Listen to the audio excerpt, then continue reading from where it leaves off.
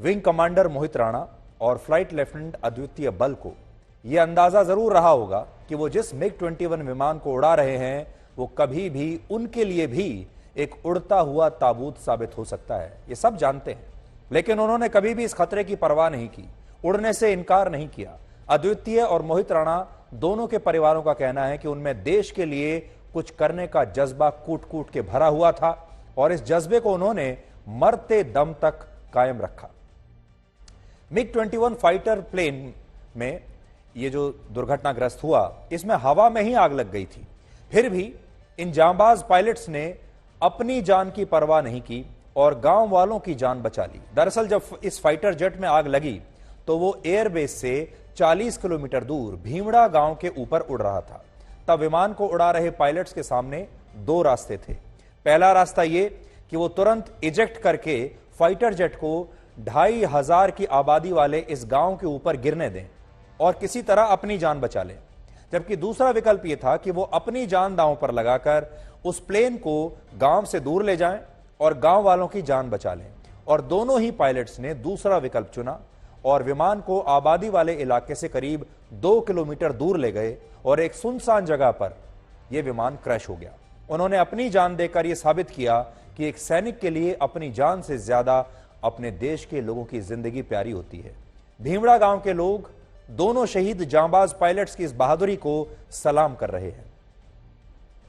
मैं मेरे घर की छत पे बैठा था खाना खाने के बाद और मेरे घर के ऊपर से ये विमान निकला था। जोरदार आवाज आई और बिल्कुल नीचे, तो हम ऊपर की ओर देखा, हमने तो बिल्कुल नीचे की ओर विमान आ रहा था, तो हमने देखा ऊपर गिर जाएगा और हमारे से ऊपर निकला। तब तक तो आग थी नहीं, हमने तो देखी नहीं थी। और हमारे से ऊपर हटते ही आगे स्कूल है, उस स्कूल के ऊपर आया था, वो आग के रूप, गोले के रूप में बदल गया था और फिर यहाँ आकर गिर गया था 100 मीटर दूर। और हमारे घर से अभी ये 300 मीटर दूरी पे है। अच्छा, जब गिरा उस वक्त किस तरीके की आवाज थी और उसके बाद में जब आप मौके पर पहुंचे तो क्या कुछ नजारा था? जोरदार धड़ाम की आवाज आई और आग की लपटें लगभग 100 मीटर तक है, वो जो पुर्जे उछले थे ना वो सभी जल रहे थे। हम आए तब हम तो दूर खड़े रहे 2 मिनट, तो दूर वाली आग तो है वो बुझ गई थी, लेकिन विमान का मलबा जो जल रहा था हमने देखा तो दो तरफ चक्कर लगाया ना दूरी से, तो 2 बॉडी पड़ी हुई थी, एक उत्तर की ओर थी और एक पूर्व की ओर थी। एक बॉडी में तो आग लगी हुई थी और एक बॉडी है वो मतलब कॉकपिट के अंदर ही थी, वो जल नहीं रही थी। ये सामने वाली बॉडी पे हमने रेत डाली थोड़ी बहुत और वो बुझ गई थी। और उसके पास में ये घड़ी पड़ी थी, तो हमने घड़ी उठाई तो उस घड़ी में 9:10 का टाइम था और घड़ी बंद थी। और दूसरी बॉडी के पास में 2 फोन पड़े हुए थे और एक पर्स पड़ा हुआ था, तो हमने वो पर्स भी लिए और फोन भी लिए और वो घड़ी भी ले ली और हमने एक थैली में डाल दिए।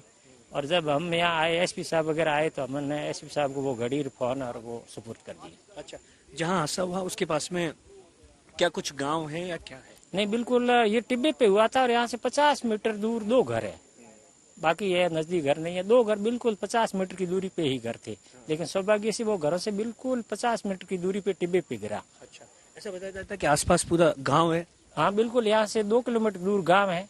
अब विमान बता रहे हैं कि चक्कर काटता हुआ गांव के ऊपर से आया था, लेकिन हमने देखा तब हमारे घर के ऊपर से निकल रहा था, लेकिन हो सकता है कि गांव के ऊपर से आया और गांव को बचाने के चक्कर में इस टिब्बे पे गिर गया होगा। अच्छा, ये तो पायलट। अच्छा, जिस वक्त आग लगी, आग कितनी खतरनाक? बहुत जोरदार आवाज, मतलब आवाज तो आई नहीं थी फटने की तो, लेकिन आग पूरे वो विमान जल रहा था। हम घर पे सब बैठे थे, बस से पढ़ाई कर रहे थे और तब तक वो एकदम वो लाइट जैसे उजाला दिखाई दिया और आवाज आया, जोर से भड़ाका बजा। एक भड़ाका बजते ही हम बाहर निकलने लगा, तब तक वो आगे गिर गया जाके और टुकड़े पूरे उड़ के घरों में आ गए।